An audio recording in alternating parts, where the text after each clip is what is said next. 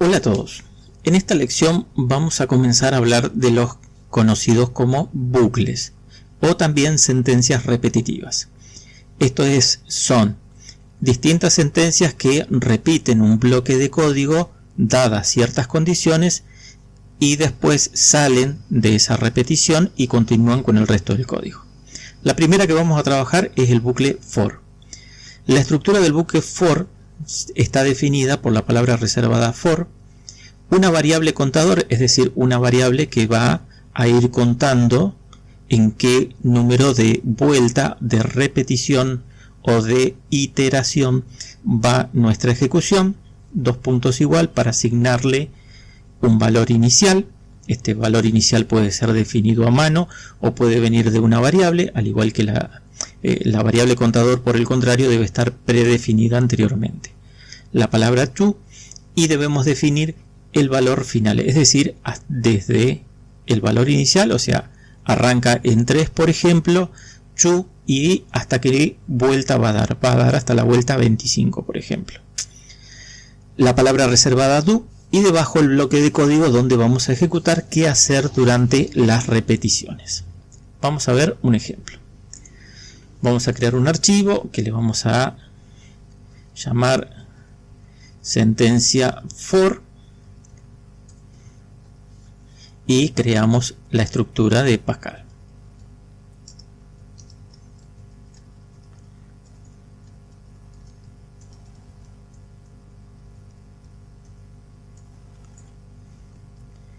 Muy bien, para este primer ejemplo vamos a usar una variable que se va a llamar i, que va a hacer referencia a que es un número entero, o sea, un integer. En el caso del for, simplemente voy a colocar la palabra for, voy a colocar el nombre de la variable que va a contar las vueltas, que se llama i, le voy a asignar un valor inicial, vamos a tomar de ejemplo el 1, vamos a poner la palabra to, que hace referencia hasta cuándo va a mostrar, y le vamos a poner un do. Me faltó el número final y el do. Y ahora el bloque de código que hace referencia a qué es lo que queremos hacer. Por ahora solamente vamos a hacer que me imprima, ¿sí?, vuelta y la variable i para saber en qué vuelta estoy. Voy a abrir mi terminal. Voy a construir. Está todo perfecto. Voy a ejecutar. Y me tiene que devolver vuelta 1, vuelta 2. Aquí tengo un pequeño error.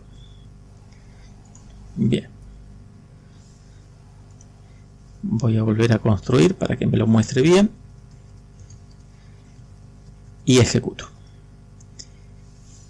Como pueden ver, da las 5 vueltas, una por cada número, desde el número inicial hasta el número final inclusive, y una vez que llega al final sale de mi ciclo for.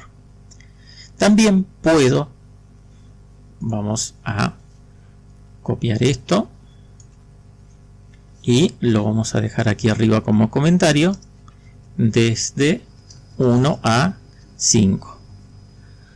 Ahora vamos a contar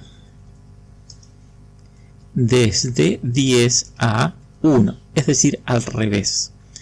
Para contar al revés, lo que hacemos es poner el número final, ¿sí?, y en lugar de la palabra to vamos a poner down to, es decir, desciende a, y el número al que desciende. Guardo, voy a limpiar y voy a volver a construir. Y al ejecutar me va a hacer la cuenta al revés, es decir, tipo cuenta regresiva. Y tengo desde el 10 al 1. Entonces tengo dos distintas formas de hacer mi sentencia for. De estas dos formas podemos ejecutar nuestra sentencia for, contando de forma ascendente o de forma descendente. En este caso, este bucle for, una vez que llega a la última vuelta, automáticamente sale del ciclo del bucle. Los espero en el próximo video.